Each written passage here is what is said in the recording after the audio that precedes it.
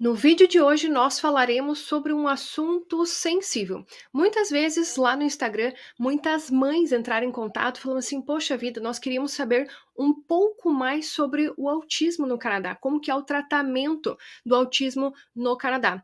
E hoje eu vou trazer aqui para conversar com vocês a Raquel, ela que mora na província do Quebec, e ela vai contar essa história, como que foi o diagnóstico e como está sendo, né, a realidade de ter um filho com autismo aqui no Canadá. Olá, Raquel, tudo bem? Muito obrigada por fazer esse vídeo aqui conosco, né? Um vídeo muito pedido por várias mães que ainda estão no Brasil que querem conhecer essa realidade aqui no Canadá. Conte para nós um pouco mais sobre a sua história. Queria te agradecer primeiro essa oportunidade, né? Porque eu sei que tem muitas mães precisando desse apoio, saber mais sobre esse assunto. Então, eu acho que vai ser um excelente vídeo para ajudar muitas mães nesse momento. Bom, então vamos começar, né? Eu vim de Winnipeg, né? Eu comecei, tentei o diagnóstico dele em Winnipeg, quando eu desconfiei que as coisas não estavam indo muito bem, que eu achava que tinha alguma coisa de errado. Eu procurei a minha family doctor, conversei com ela e ela simplesmente me disse que meninos falam mais tarde, né? Que meninos começam a falar após os 4 anos. E eu achei aquilo meio surreal, porque, poxa, eu tenho uma filha mais velha, né? E eu pensei, meu Deus, minha filha começou a falar muito cedo, por mais que seja menina, né? De outro gênero, mas, cara, não é possível que com 4 anos é que o menino vai começar a falar. Então, eu pedi a ela, fui lá uma outra vez, porque nessa primeira vez ela não topou, falou que era normal. Então, eu esperei passar uns 2, 3 meses e fui lá novamente e pedi. Eu falei: olha, eu realmente acho que ele tem umas atitudes, uns gestos estranhos, e eu acho que ele precisa ser visto por um especialista. E ela falou: bom, mãe, se isso vai te acalmar, eu vou te passar para o fono, mas não vou te garantir que vai ser nada. Eu acredito que ele realmente vai falar mais tarde. E assim foi. Ela me encaminhou para a fono e 2 meses depois foi agendada uma consulta com a fonoaudióloga. Como você deve saber, né? Lá em Winnipeg, o sistema de saúde é público, a gente não tem sistema privado lá.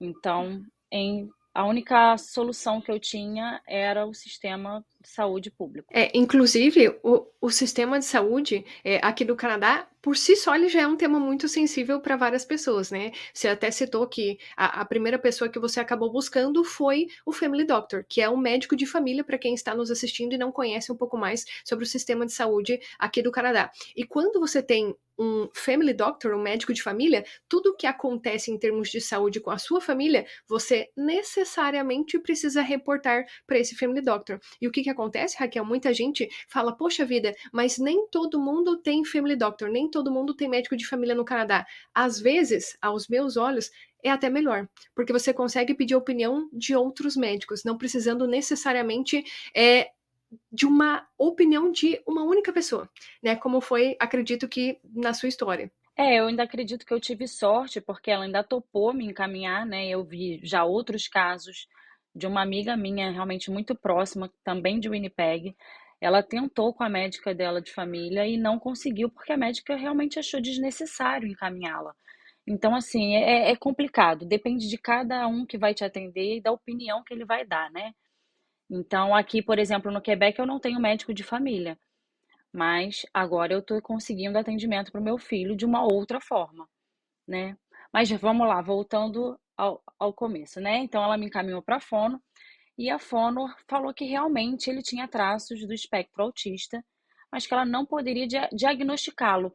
Precisava passar pelo neuro ou por um psicólogo que possa dar esse diagnóstico. E aí ele entrou numa fila de espera, que era uma fila que ela disse que demoraria até 2 anos para se conseguir uma consulta com um neuro ou com um psicólogo para esse diagnóstico.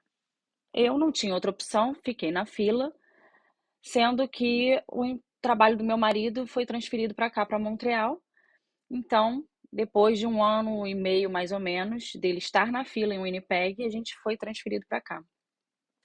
E chegando aqui, eu fiquei naquele desespero, né? Não tenho médico de família, vou entrar na fila, não sei quando vou ter um médico de família. Exato. Até o que que acontece, por exemplo, a Raquel estava na fila lá em Winnipeg, como o sistema é diferente em cada província, ela não continua na fila para conseguir atendimento no Quebec, né, ela teria que começar tudo de novo basicamente, né. É, começar do zero literalmente. E aí o que que aconteceu? Eu comecei a buscar nos grupos do WhatsApp se alguém conhecia alguma fono brasileira por aqui, porque eu falei, bom, vai ser mais fácil porque eu não falo francês e sei que muito, assim, a maioria dos médicos aqui, eles dão prioridade ao francês, né? Então eu falei, bom, vai ser difícil conseguir uma fono que fale inglês. Vou tentar uma brasileira, vai que. E tive a sorte de me indicarem uma fono brasileira. E foi difícil conseguir agendar uma consulta com ela. Ela é muito requisitada, né, justamente por ser brasileira, mas consegui uma consulta para o final do ano. Eu cheguei aqui em junho, consegui o contato dela em novembro e consegui uma consulta para dezembro, né, de 2022. Então, passei pela consulta com ela. Ela falou, completou, né, que realmente ele tinha um espectro autista, ele era autista, mas que para fechar o diagnóstico que ela estava dando para ele, precisava do neuro ou do psicólogo para fechar esse diagnóstico. E aí que começou toda a luta, porque é uma fila interminável, né? Assim, tudo tem fila para qualquer coisa que você vá, tem uma fila de espera muito grande. E temos casos altíssimos aqui de crianças autistas. São muitas. Eu não imaginava que fosse tantas crianças com autismo. Mas aqui ela me deu a informação de que tínhamos sistema privado de saúde. Então eu pensei, bom, vou tentar no particular que vai ser mais fácil. E não foi mais fácil, porque também existe fila de espera, né? Então a procura é tão grande que nem em outras cidades, outras províncias eu estava conseguindo. Não só pela fila de espera, mas pela questão do francês. Que acredite se quiser, Lúcia, a maioria dos profissionais não dão diagnóstico em inglês, não fazem esse diagnóstico em inglês. Então foi muito, muito, muito difícil achar alguém que tivesse a disponibilidade para atendê-lo em inglês ainda por cima. Então, assim, eu tive dois problemas, né? Foram meses caçando, ligando para todas as províncias. Eu tentei em Ottawa, eu tentei em Toronto, eu tentei em vários lugares. E tinha lugar que não tinha mais nem fila de espera, porque já estava tudo lotado. E eu falei, quer saber? Eu vou ligar para as clínicas daqui mesmo e vou arriscar. Vou tentando, até que, com a graça de Deus, eu consegui uma clínica que tinha uma médica que falava em inglês, fazia o diagnóstico em inglês e estava aceitando novos pacientes. E o que foi, assim, uma grande sorte, né, que foi uma grande sorte, porque o Quebec é a província onde a Raquel mora hoje, a língua oficial é o francês, ou seja, essa dificuldade, que ela enfrentou é justamente porque a província fala o francês, não é uma província bilíngue, como muita gente acredita. Então, os serviços e tudo é obrigatoriamente em francês, o que acabou dificultando essa situação, né. E foi bom você ter tocado nesse assunto, porque o que a gente vê muito nos Instagrams da vida aí dos influencers é que não, aqui se fala o inglês, você consegue tudo em inglês. Gente, é complicado, é difícil. Eu falo por experiência própria. É óbvio que no centrão, downtown Montreal, você consegue o inglês perfeitamente. Eu moro na cidade de Longueuil, né, que é uma outra cidade fora de Montreal. Então, assim, aqui muita gente não fala inglês, mas eles são muito simpáticos, né, e abertos. Eles dão um jeito deles de falar inglês, eles tentam, mesmo que erradamente, assim como eu também estou tentando me virar no francês. Então a gente fica ali se desculpando, cada um no seu idioma, e a gente vai se virando. Mas eu digo, se quem vier para o Quebec, aprenda o francês, porque vai fazer falta. É, e eu até convido todo mundo que pensa em morar no Quebec a estudar a Bill 96, Bill 96, que é uma questão muito importante ali do Quebec. As pessoas acreditam, talvez em algumas áreas profissionais você consiga somente com inglês. Perfeito, mas não é só a área profissional que você vai ter que lidar quando você for para a província, né? A sua vida, dependendo muito de onde você for morar, você vai precisar sim do francês. Senão você vai ter muita dificuldade, assim como foi o caso da Raquel. É muito bom esse aviso, esse alerta para o pessoal. E realmente vai fazer falta, porque, por exemplo, na escola dos meus filhos, tem professor que não fala em inglês. Então, assim, eu vou para reunião, para assistir uma reunião em francês, que a minha filha, hoje que ela sabe o francês, ela traduz para mim. Mas no começo, quando ela não sabia o francês, eu precisava pedir um tradutor. E quando não tinha, eu ficava sem entender absolutamente nada. Eu tinha que pedir depois que me enviassem um e-mail para eu poder fazer o Google Tradutor ali e traduzir, para eu entender o que que houve. Então, assim, realmente é muito complicado, né? Eu tô na fila da francização, já fui admitida, mas a escola ainda não me chamou.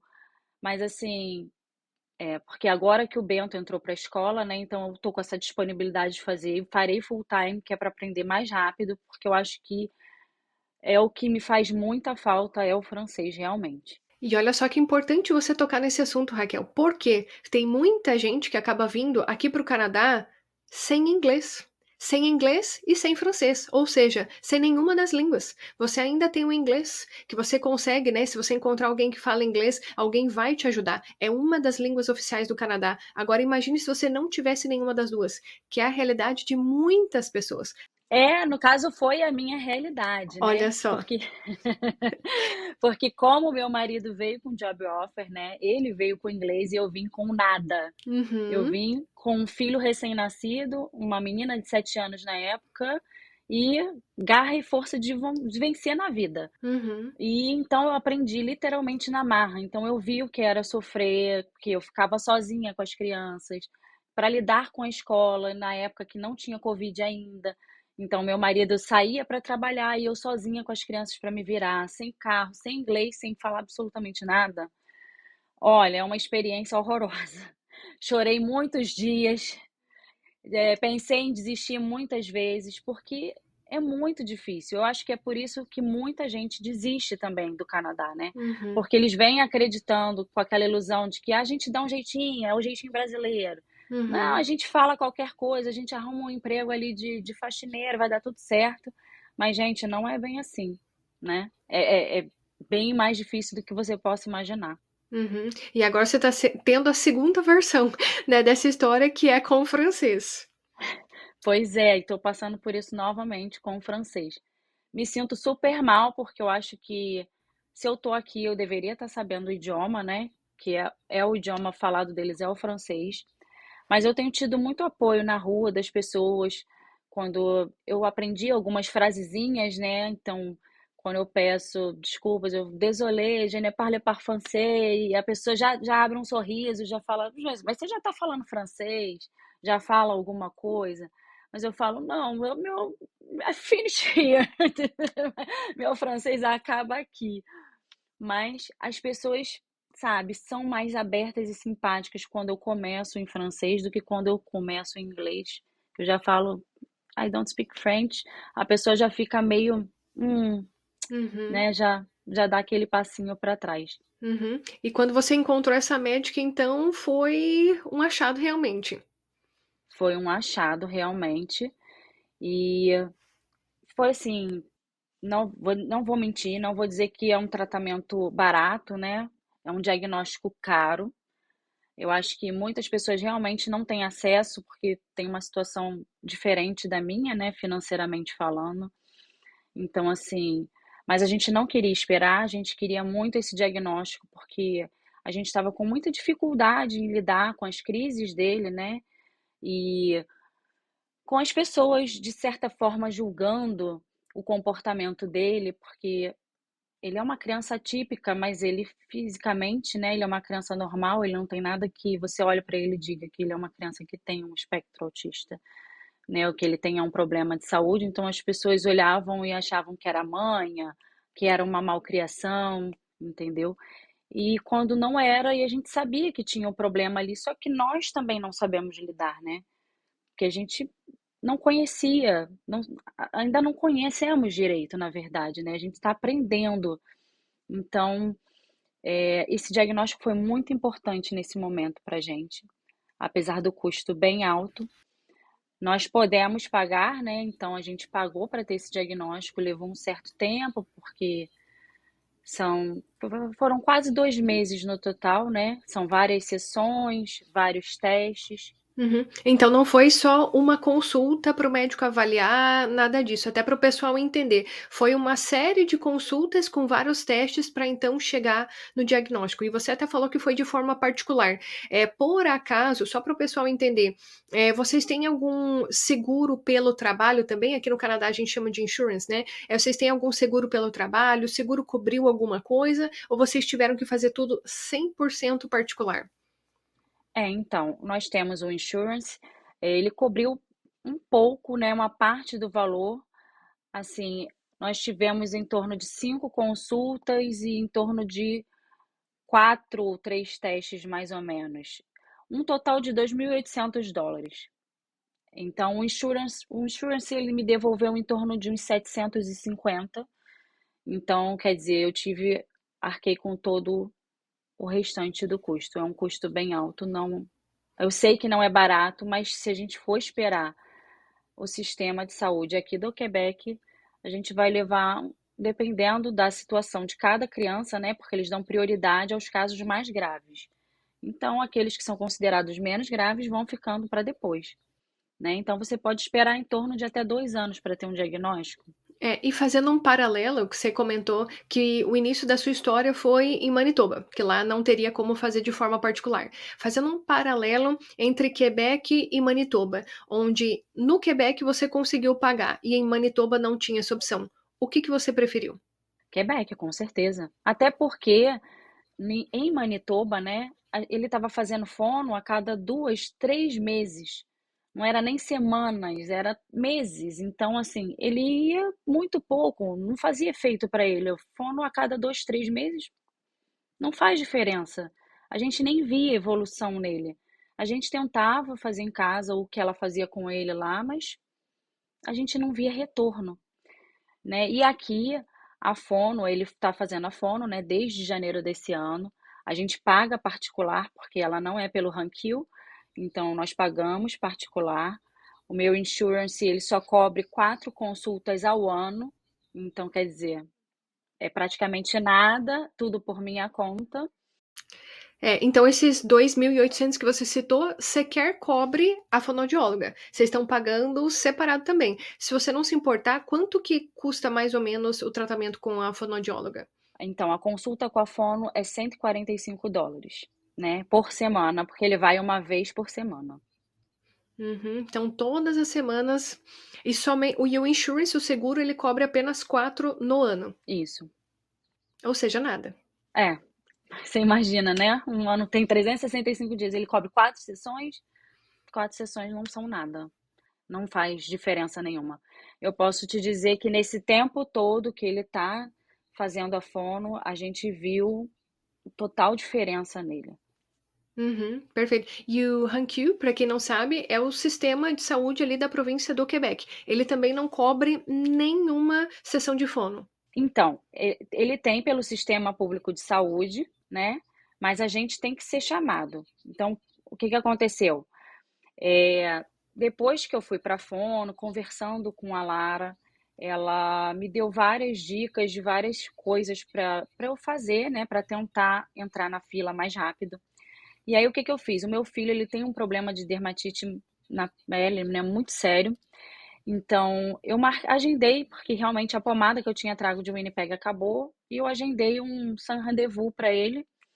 E chegando lá, nós explicamos para a médica que nos recebeu que ele era uma criança autista, levei todo o diagnóstico dele, tanto da fono quanto da psicóloga que o atendeu, tudo que eu tinha dele de Winnipeg, todo o diagnóstico dele, todas as documentações eu levei, mostrei para ela, falei que nós não tínhamos médico de família, que a gente estava sem atendimento, que eu estava fazendo fono particular, mas que estava pesado para mim, para ver se ela me ajudava de alguma forma, né?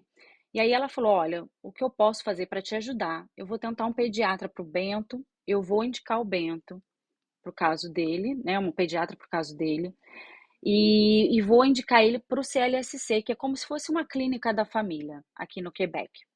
Vou indicar, vou dar seu contato e mais cedo ou mais tarde o CLSC e o pediatra vão entrar em contato com você, porque são 2 coisas diferentes, né.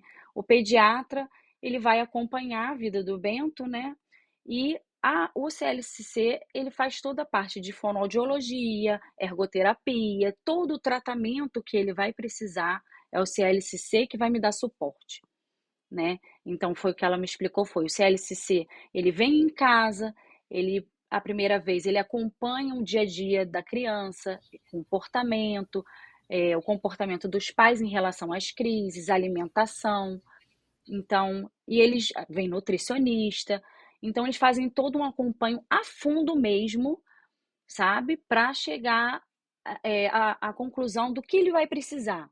Ah, ele vai precisar de ergoterapia por tanto tempo, de fono, de TO, de não sei o que lá. Então eles vão fazendo essa listagem, e aí sim, o governo vai e entrega: "Ó, esses profissionais, agora sim você tem direito a esses profissionais". Então, durante esse período agora, você vai ter que, se você quiser ter, esse valor abatido, essa assistência do governo, você teria que esperar nessa fila. É, é assim, eu já estou nessa fila desde abril, né, que a pediatra, quando Uhum. nos atende pediatra não, a médica, quando nos atendeu no Saint Rendez-Vous, ela botou a gente já na fila e no caso eu consegui o pediatra em agosto, ele foi a primeira vez ao pediatra em agosto, a pediatra olhou ele, fez pesagem, tudo direitinho, ela falou que vai ficar como médica dele, né, então, demos graças a Deus por isso também, porque ela vai acompanhar ele, inclusive ele vai ter outra consulta mês que vem, já foi agendado, e consulta com a nutricionista também.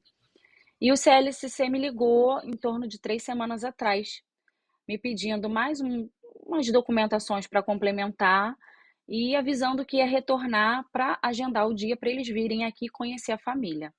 Então eu espero que seja assim, para mim tudo tá andando rápido para o que era, assim, né, para o que eu estava esperando, no caso, né. Todo mundo dizendo: "Olha, demora em torno de um ano e meio para isso acontecer", então eu tô achando que tá até andando bem rápido. Uhum, uhum, perfeito. Então você se sente acolhida em termos de sistema de saúde aí no Quebec agora? Sim, me sinto acolhida.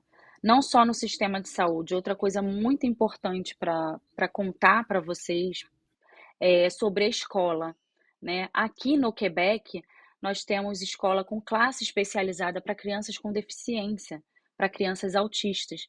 Então, é uma coisa que eu também não tinha em Manitoba, e é muito importante, gente, isso é fundamental para ele.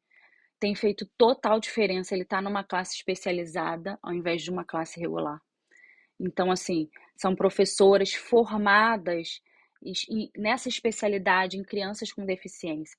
Então, elas são muito pacientes, muito amorosas, elas sabem lidar, sabe, com todo o cuidado com eles, com as crises. Então, isso é muito importante, porque a gente tem o apoio da escola e do governo, né, do sistema canadense e da província do Quebec.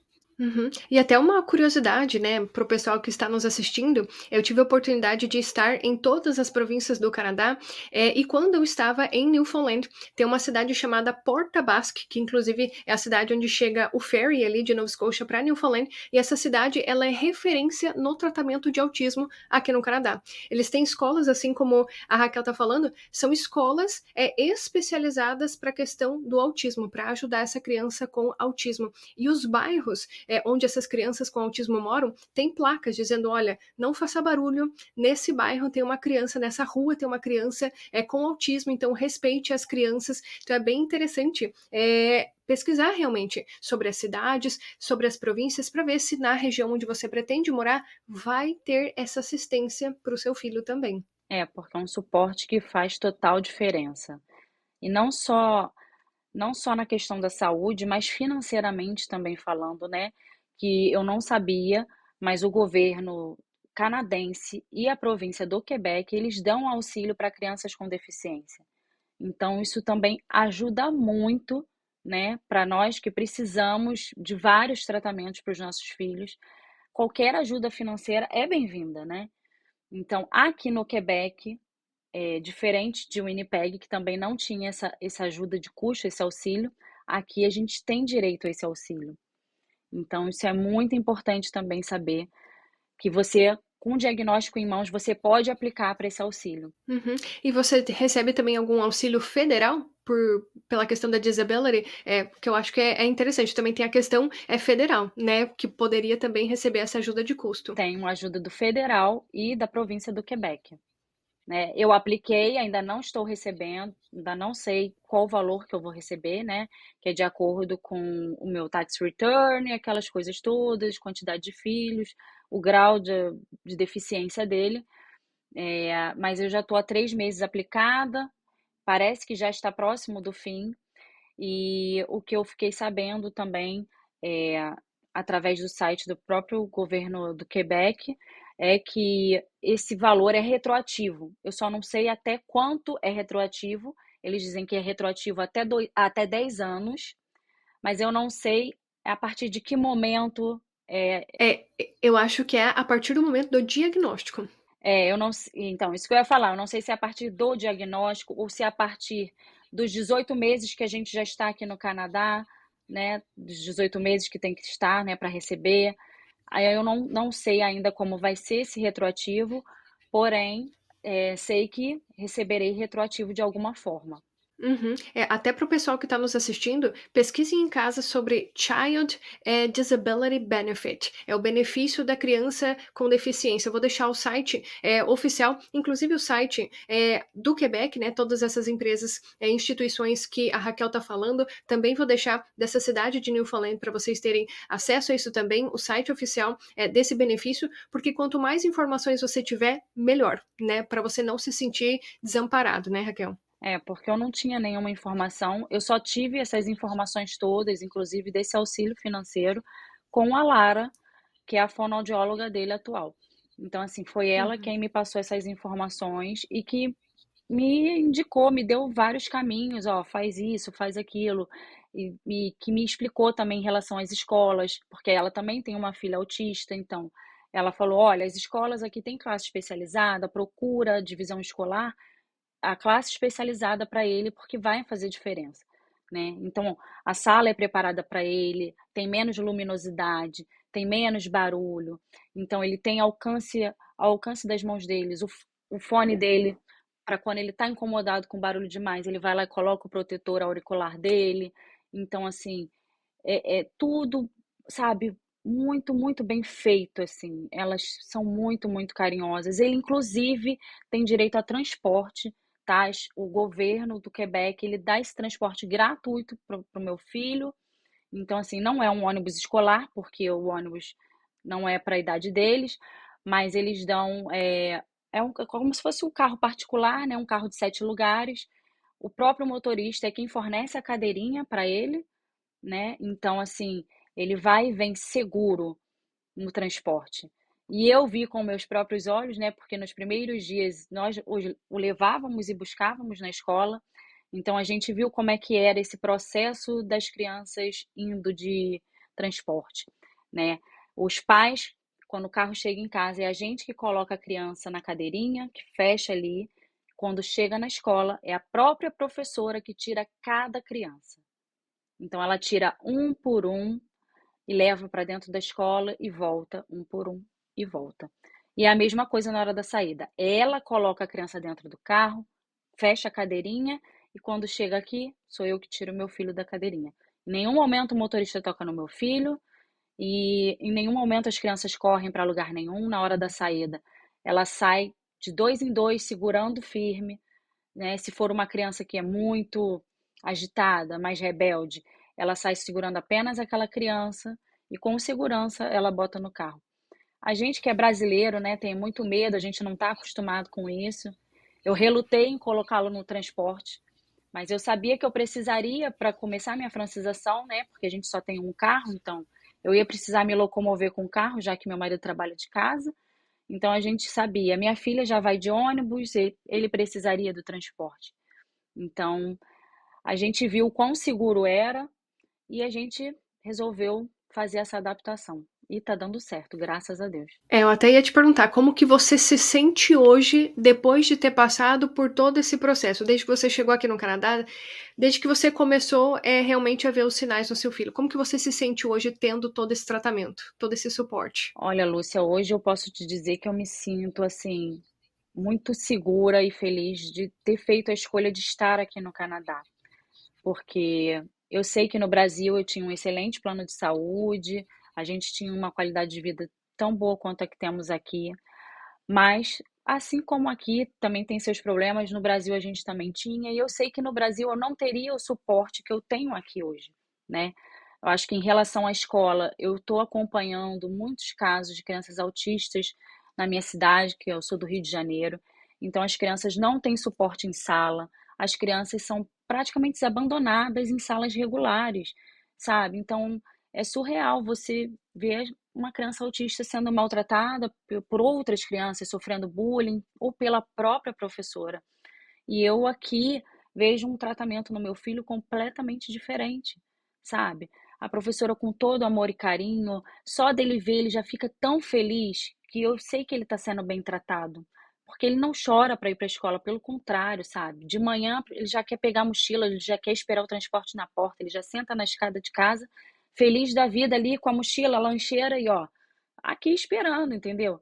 E ele vê a professora, ele abre aquele sorriso, ele grita de felicidade. Então, eu sei que eu fiz a coisa certa, apesar de toda a dificuldade, né, que envolve o sistema de saúde, que eu vejo muitos brasileiros reclamando.